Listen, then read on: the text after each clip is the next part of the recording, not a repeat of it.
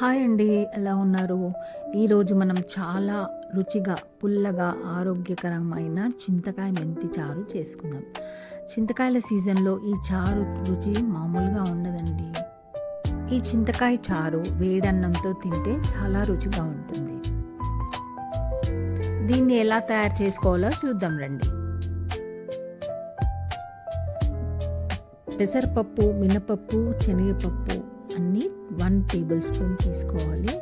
కందిపప్పు 2 table spoons, జీలకర్ర, మెంతులు కూడా 1 టేబుల్ స్పూన్ తీసుకొని అన్నీ ఒక ప్యాన్లోకి తీసుకొని దోరగా వేయించుకోవాలి.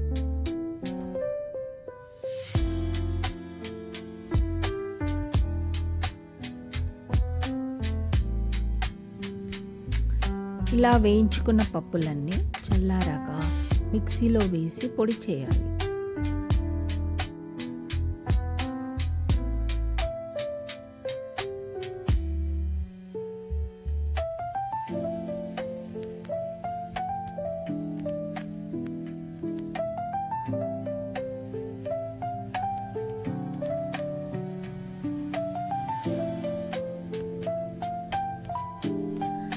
ఇప్పుడు చింతకాయల్ని తీసుకొని శుభ్రంగా కడిగేసుకోండి.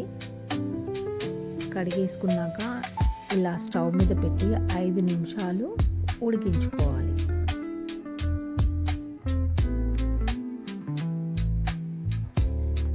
ఇలా ఉడికించుకున్న చింతకాయల నుంచి గుజ్జు తీసుకొని కాస్త వాటర్ యాడ్ చేసుకొని ఈ చింతరసాన్ని పక్కన పెట్టుకోవాలి.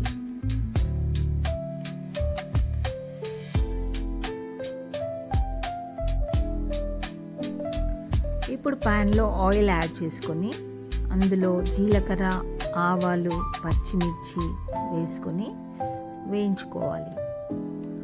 అవి వేగాక కరివేపాకు, పసుపు వేసి మరి కాసేపు వేగించాలి. ఇప్పుడు 1 టేబుల్ స్పూన్ అల్లం వెల్లుల్లి పేస్ట్ వేసి మళ్ళీ పచ్చి వాసన పోయే వరకు వేయించుకోవాలి. ఆ తర్వాత మనం ముందుగా తీసుకున్న చింతకాయ చారుని ఈ పోపులో యాడ్ చేయాలి. రుచికి సరిపడా ఉప్పు వేసుకొని చారుని మరిగించాలి. ఇప్పుడు ఇంతకుముందు మనం ప్రిపేర్ చేసుకున్న పప్పు పొడిని ఇలా కాస్త వాటర్ వేసుకొని ఉండలు లేకుండా మిక్స్ చేసుకోవాలి.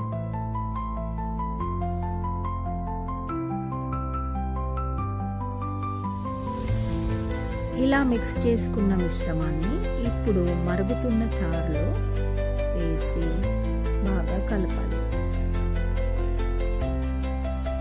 ఇప్పుడు రుచి కోసము 1 స్పూన్ నువ్వుల పొడి వేసుకోవాలి. చివర్లో కొత్తిమీర వేసుకొని ఒక 5 to 6 మినిట్స్ ఇలా మరిగించుకోవాలి. అంతే అండి, ఘుమఘుమలాడే చింతకాయ పప్పు చారు రెడీ. మీరు కూడా ఒకసారి ఇలా ట్రై చేయండి. Thank you.